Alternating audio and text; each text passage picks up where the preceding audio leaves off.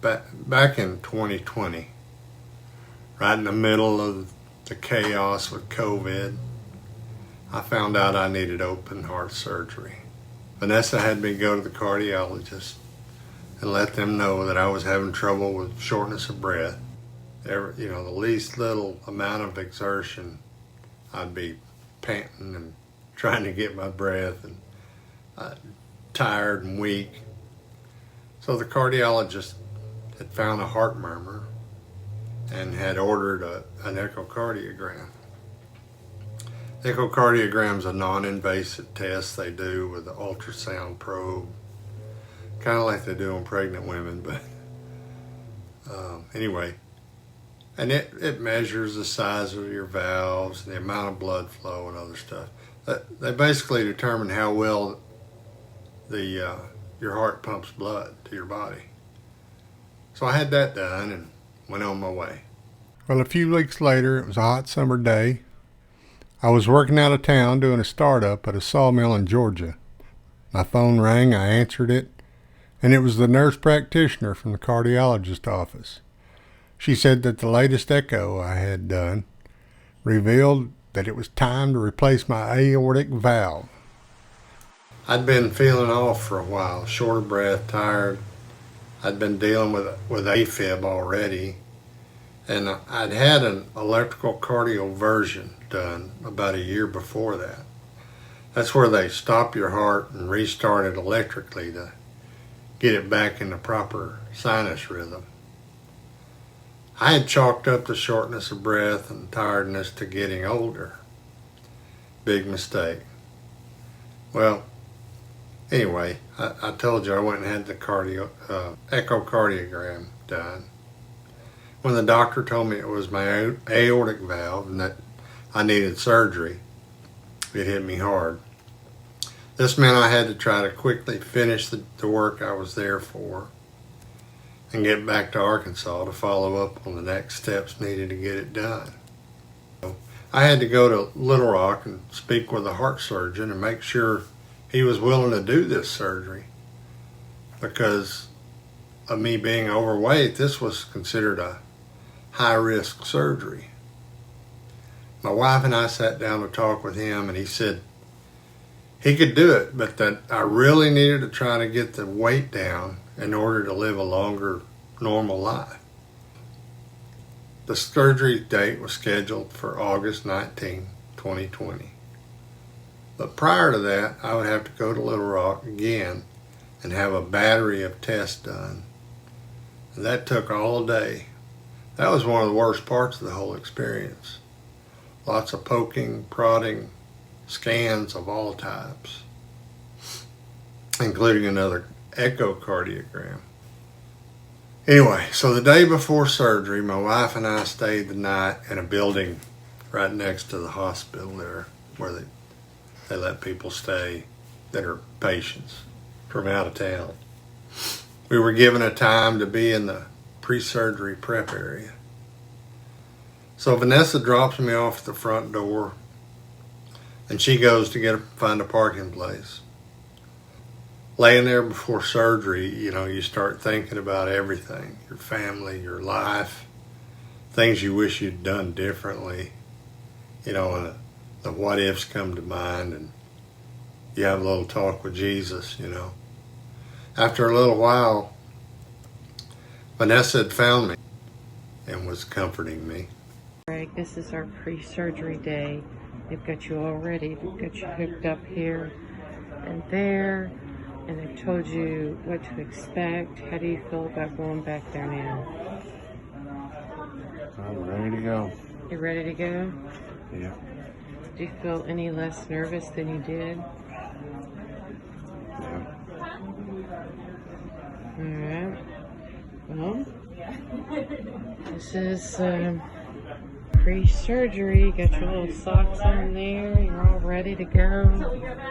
I think we're going to go back around 8 o'clock. I guess next time I'll see you, you'll have a new valve. Whenever we do things like this, 3 hours is a very short procedure and it goes up. I was a little nervous, but I also remember feeling a sense of peace. Anyway, pretty soon it was time. She tells me it was 7:14 a.m.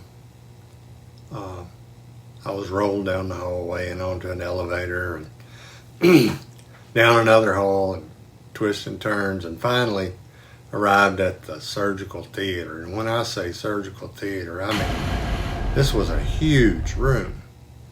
You could play basketball in this place. No, it was a pretty good sized room for surgery, I thought. It was cold in there, and they gave me a very warm blanket. They transferred me onto the surgical table, got me all comfortable and warm.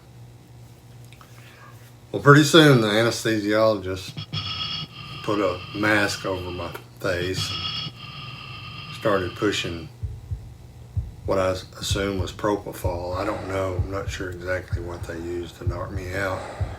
But the next thing I remember was being in a private room in a fair amount of pain. My wife says she was able to see me 9 hours after they rolled me back. She had a pretty long, stressful day. She told me later, when I was in recovery, I was fighting to try to remove the tube they had down my throat mostly. They had to tie my hands down to the bed rails. Of course, I had no memory of that, but eventually I was awake, kind of in and out, you know. I had lots of tubes in lots of places. It was a bit overwhelming. They would push pain meds every once in a while, and I would be at ease for a little while. There were lots of medications being given through IV and a direct line into my jugular vein. It was kind of scary, but I had a big team of doctors and nurses caring for me. And they would come in every morning, and I mean, there would be a dozen doctors standing there. And they would, you know, they had one guy that was in charge, but each one of them, if they had a question, they would ask and make recommendations. But what I remember most about the whole experience was the feeling of isolation and loneliness, waiting all day for that 1 hour visit from Vanessa. I can't explain how much I needed that visit each day. I was desperate. I was really desperate for that visit. When you're down and out, that's when you really need the people who love you and who you love.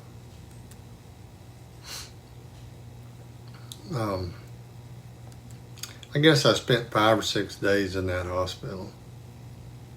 There were times at night that I'd wake up in pain and couldn't get anybody's attention to give me anything. That feeling of isolation is a terrible thing.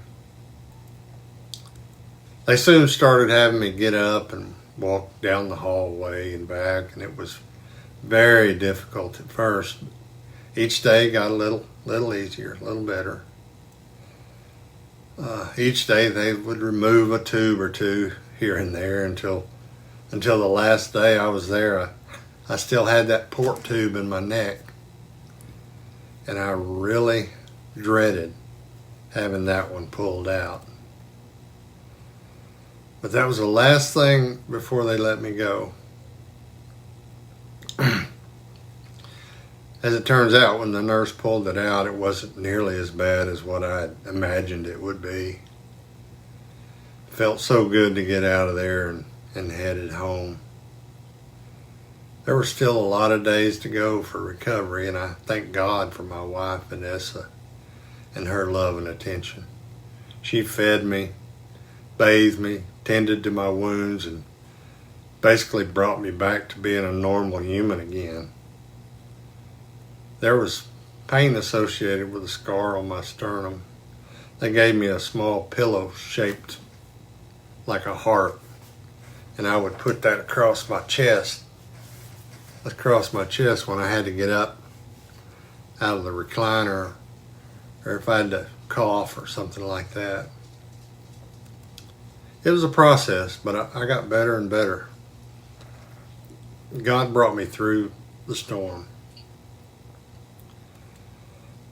Now I'm losing weight and eating right, and life is pretty good. I am very blessed. If you're facing something similar in your life, keep the faith and don't worry about the unknown. Just take it one step at a time and you'll be fine. The medical field has made huge leaps and bounds improvements over the years, and it's amazing the technology they have now. Anyway, I wanted to share my story, not because it's unique or special, but if it helps one person out there, someone out there with what they're going through, and gives a little better, a bit of hope, or eases their fear, then that makes this all worth it. Today, I'm here. I'm grateful. And if you're watching this and putting off going to the doctor, don't. Your life is worth it. Thank you so much for watching our channel. Please be sure to like and subscribe so we can keep doing this. You have a wonderful day, and we'll see you down the road.